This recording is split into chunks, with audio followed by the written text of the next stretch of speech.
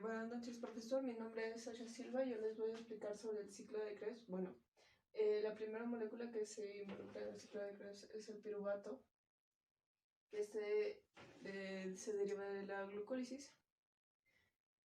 Y el piruvato se transforma en acetil-CoA. El piruvato tiene 3 carbonos y el acetil-CoA tiene 2 carbonos. Para esto, el piruvato ha tenido que perder un carbono en forma de CO2 y en este proceso ha producido NADH. Ya. Luego, el ciclo de Krebs inicia cuando el oxalacetato se mezcla con el acetil-CoA y forma el citrato, que tiene 6 carbonos. El citrato se transforma en cisaconitato, que es otra molécula de 6 carbonos, y el cisaconitato se transforma en el isocitrato, que también tiene 6 carbonos. Luego pasamos de isocitrato a alfa-cetoglutarato para formar el alfa-cetoglutarato. El isoconitato tendrá que perder un carbono en forma de CO2 y de aquí también se produce un NADH. Ya. Luego pasamos de alfa-cetoglutarato a succinil-CoA. El succinil-CoA tiene 4 carbonos y aquí también se produce una pérdida de un carbono en forma de CO2 y se produce un NADH. El succinil-CoA se transformará en succinato y de aquí vamos a obtener el GTP. El GTP es equivalente a un ATP. El succinato se transformará en fumarato y se producirá un FADH2. El fumarato, base el agua, se transformará en malato. Y al final el malato se transformará en oxalacetato, cerrando el círculo y produciendo un NADH. Entonces tendremos oxalacetato disponible para combinarse con el acetil-CoA y empezar de nuevo el ciclo de Krebs. En cuanto a las enzimas del ciclo de Krebs, la citrato sintasa es la que sintetiza el paso de acetil-CoA más oxalacetato a citrato. El paso de citrato a cisaconitato se cataliza por la aconitasa y el paso de cisaconitato a isocitrato también se cataliza por la aconitasa. Luego, el paso de isocitrato a alfa-cetoglutarato se cataliza por la isocitrato deshidrogenasa y se produce el primer NADH y se produce un CO2. Y el paso de alfa-cetoglutarato a succinil-CoA se cataliza por la alfa-cetoglutarato deshidrogenasa y aquí también se produce un carbono y un NADH. Del succinil-CoA al succinato, la enzima que lo cataliza es el succinil-CoA sintetasa y se produce un GTP. Recordemos eso. Ya. Luego del succinato al fumarato, la cataliza el succinato deshidrogenasa formando el FADH2. Del fumarato al amalato, se cataliza por la fumarasa y esto se mezcla con agua. Y la amalato deshidrogenasa cataliza el paso de malato a oxalacetato, produciendo también un NADH. Ya. Entonces, para concluir, recordemos que todo este ciclo de Krebs se acaba produciendo 3 tipos de moléculas altamente energéticas que son un GTP, un FADH2 y 3 NADH. Recordemos también que cuando empieza esto a partir de una molécula de glucosa, en la glucólisis hay un desdoblamiento de rutas, por por cada glucosa tenemos 2 ciclos de Krebs. Y el resultado, si partimos de una sola glucosa, sería doble. Serían 2 GTP, 2 FDH2 y 6 NADH. Esto en cuanto al ciclo de Krebs propiamente dicho. Ahora, si tenemos en cuenta que entre la glucólisis y el ciclo de Krebs hay un paso intermedio, que es del piruvato a acetil-CoA, vemos que previamente se produce un NADH por el paso del piruvato 5A, pero como tenemos 2 piruvatos, serían 2 NADH más, que se unirían a los anteriores. Entonces tenemos los 2 GTP más los 2 FADH y más los... Bueno, al final de todo esto creo que no me expliqué bien. Bueno, al final, sumando estos dos más, tendríamos, claro, 2 GTP, 2 FADH y tendríamos 8, porque como con la doble de glucólisis del ciclo de Krebs ya teníamos 6 NADH, bueno, más estos dos tendríamos 8 NADH. Y si tenemos en cuenta la totalidad de la glucólisis, habríamos obtenido 2 GTP más 2 NADH de la glucólisis. Y bueno, al final serían 10 NADH. Y sí, esto claro, si repasamos todo esto, ¿no? Esto tenemos que tenerlo en cuenta porque esto pasará a la cadena de transporte de electrones para acabar transformándose en ATP que sirva para el cambio energético de la célula hacia todo el organismo. Bueno, gracias. Bueno, ahora vamos a hablar sobre la mitocondria. La mitocondria es la encargada de generar el ATP prácticamente. También se encarga de la respiración celular. Aquí también se produce ciclo de... Y bueno, una mitocondria mide por lo general entre 0.5 y 1 micrómetro. En comparación de una célula eucariota, la célula puede medir entre 10 a 20 micrómetros, por lo cual de la mitocondria se consideraría una organela grande. Por célula a veces se encuentran entre 1 o 2 mitocondrias, pero dependiendo de la célula y el tipo de tejido a la que esto pertenece, se puede encontrar hasta 1000 mitocondrias por célula. Esto pasa en el tejido hepático porque este es un tejido muy activo, que tiene muchas funciones y reacciones que requieren de energía. Primero, en esta mitocondria vamos a ver lo primero, que es esta parte de aquí, que es la parte naranja, que es la membrana externa, que es una membrana, es muy parecida a la membrana celular, que es porosa, por donde pasan proteínas, minerales y líquidos y todo lo que pasa a través de una membrana permeable. Sin embargo, también tiene otra membrana, que es la membrana interna, que es esta parte amarilla. Esta membrana ya no es tan permeable como la membrana externa, que hay muchas cosas que pueden traspasar esta membrana, no pueden traspasarla de aquí. Y se genera un espacio en el medio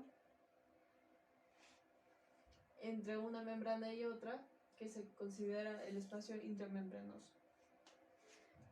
Este espacio puede contener muchas proteínas, que son las que han pasado esta membrana, pero no pueden pasar esta. También otra característica que encontramos en la mitocondria es que estas mitocondriales, que son estas invaginaciones de la membrana interna, que se meten dentro de la estructura esta estructura azul, que es la matriz mitocondrial. Que este es el espacio que queda dentro de la membrana interna y es muy importante para la función de las mitocondrias. Entonces tenemos la membrana interna. ¿Qué hay en la membrana interna que le hace tan importante a la mitocondria? Aquí tenemos complejos enzimáticos. Estos complejos enzimáticos son grupos de proteínas que pertenecen al grupo de las enzimas. Y estos en particular están involucrados en un proceso que se conoce como la cadena de transporte de electrones. Ya. Entonces, la cadena de transporte de electrones es parte del conocido proceso de la respiración celular. Eso vamos a hablar después. Ya. Este proceso por el cual este es el proceso por el cual se obtiene el ATP. Ya. La respiración celular es la cadena de transporte de electrones y ocurre pues dentro de la membrana interna, ¿no? Ya. Otro también es la matriz. Ya. Sobre la matriz podemos decir que es importante porque se me fue. Aquí podemos encontrar el ADN intramitocondrial, que es diferente al núcleo que está dentro de la célula. Ya, el ADN mitocondrial, a diferencia del ADN celular que se encuentra en el núcleo de la célula, este ADN es circular.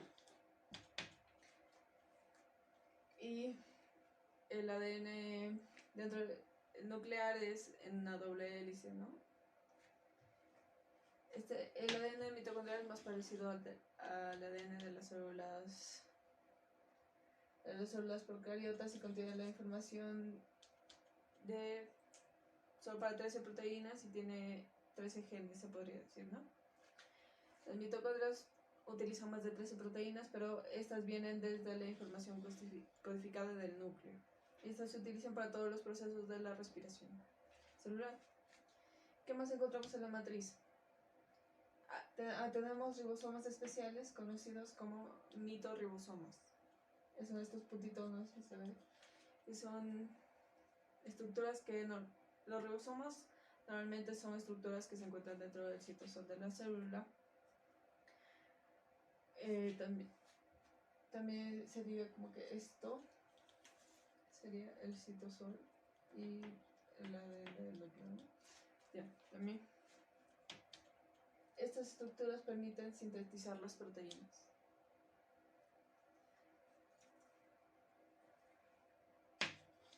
Exacto. Entonces tenemos esto en la matriz. Esto tiene que tener un intermediario entre el ADN y la proteína que se llama ARN. Es otra cadena de nucleótidos que también forma parte de la generación de proteínas del ADN. Y por supuesto, como estamos en la mitocondria, esto se llama ARN mitocondrial. Si vamos a resumir, vamos a decir que en la matriz tenemos todos los componentes para generar las proteínas de la mitocondria. Los componentes, el ADN, el ARN, que son intermediarios entre la generación de esa proteína, y necesitamos la maquinaria y luego necesitamos como y tenemos los ribosomas, ¿no? Que son como un intermediario entre esos tres, ¿no? Sirven para procesar las proteínas, ¿ya?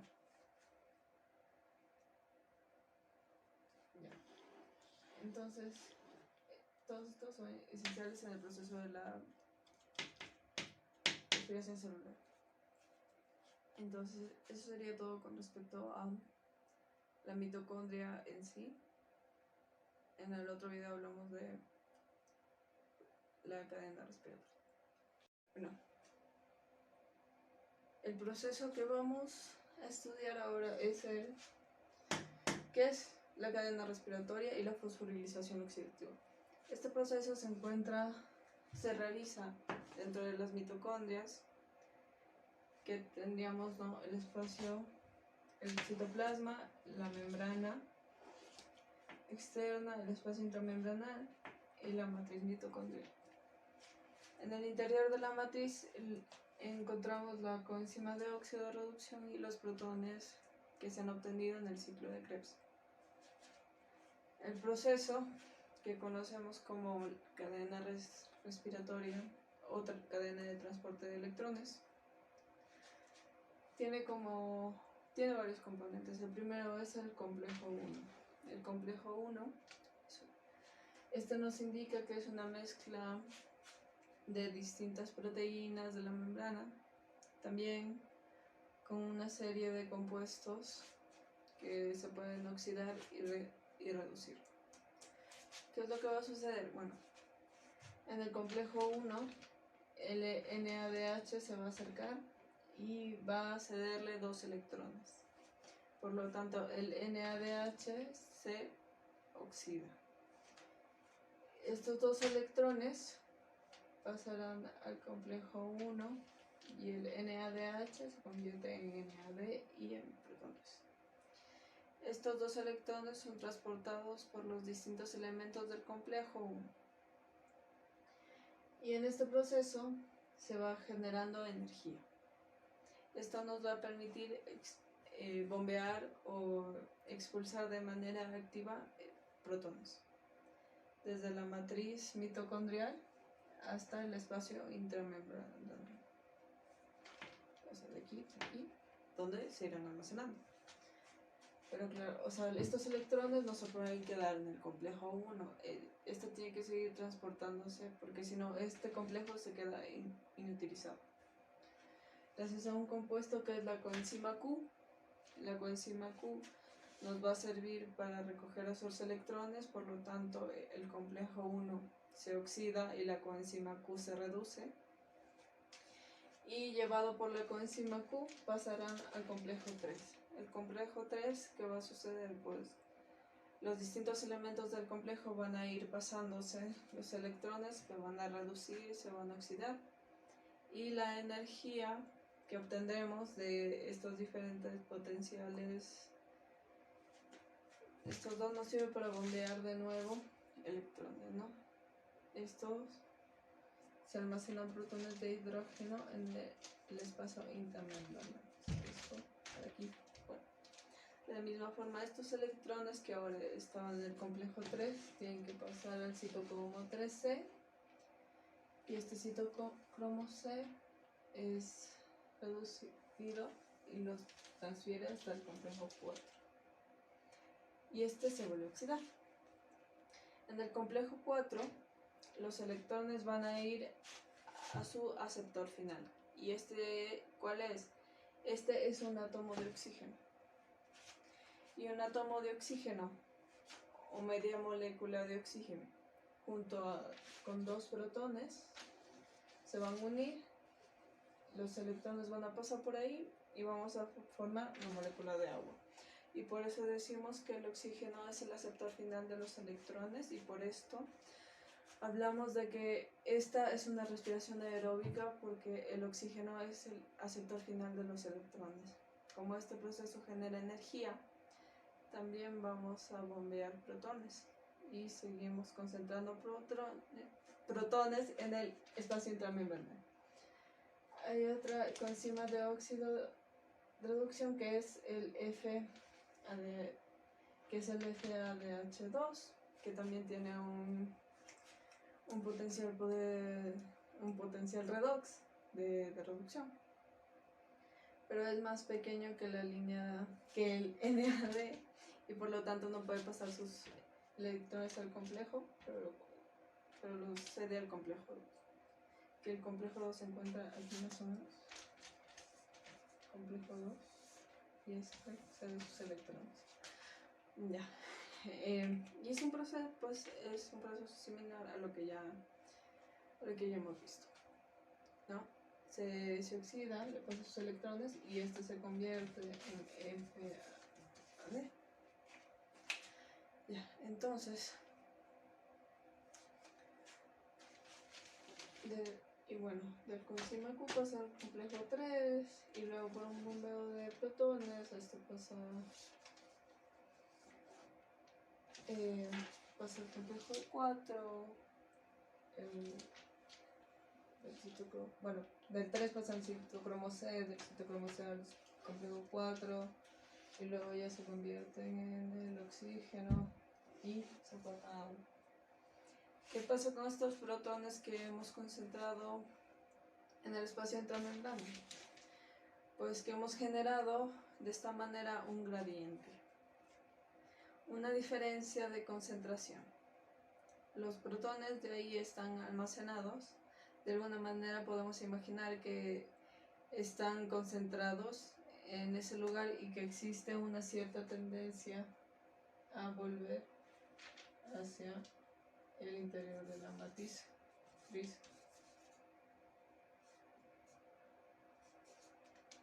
Y a través de la matriz, ¿no? Que de alguna forma esto tiene que regresar. Entonces, ya. Pero estos no pueden pasar por la matriz porque esta matriz no es permeable, ¿no? Esta matriz no es permeable, por lo que es impermeable a los protones. Pero ¿cómo estos pasan? Pues pasan a través de la ATP sintetasa. Sintasa es el complejo que este complejo sintetiza el ATP y esto permite que los varios protones la atraviesen con la energía que se genera en ese momento. Es una energía que llamaremos energía protomotriz y aquí el ADP más un fosfato se forma el ATP. ¿Y qué es el ATP? La fuente principal de energía del organismo es la célula. Eso sería todo. Espero haberme explicado. Muchas gracias.